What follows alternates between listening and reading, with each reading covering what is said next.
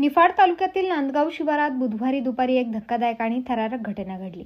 शेतकरी विजय जाधव यांच्या शेतातील विहिरीत एक बिबट्या पडल्याचे निदर्शनास आले असून वन विभागाच्या तत्परतेमुळे सदर बिबट्याची सुखरूप सुटका करण्यात यश मिळाले।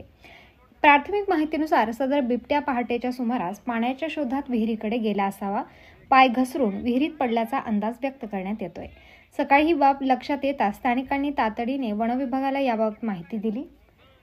वन विभागाचे अधिकारी व रेस्क्यू पथक त्वरित घटनास्थळी दाखल झाले, परंतु संपूर्ण परिसरात सुरक्षिततेच्या उपाययोजना केल्यानंतर सुटकेसाठी प्रयत्न सुरू करण्यात आले।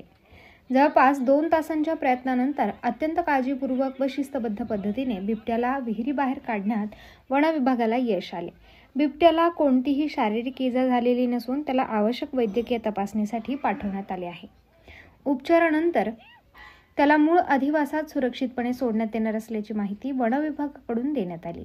दरम्यान या घटनेमुळे परिसरातील शेतकरी व ग्रामस्थांमध्ये भीतीचे वातावरण निर्माण झाले असून रात्रीच्या वेळी शेतात जाणे टाळले जात आहे। गेल्या काही महिन्यांपासून निफाड तालुक्यात बिबट्याचे वारंवार दर्शन होत असल्याने नागरिकांमध्ये चिंता व्यक्त होत आहे।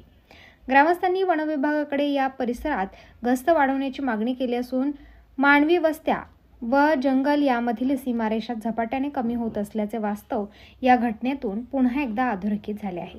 अशा घटनांच्या पार्श्वभूमीवर वन्यजीव संरक्षणासोबतच लोकसहभाग, सजगता व जनजागृती अत्यावश्यक असल्याचे तज्ज्ञांकडून व्यक्त करण्यात येत आहे।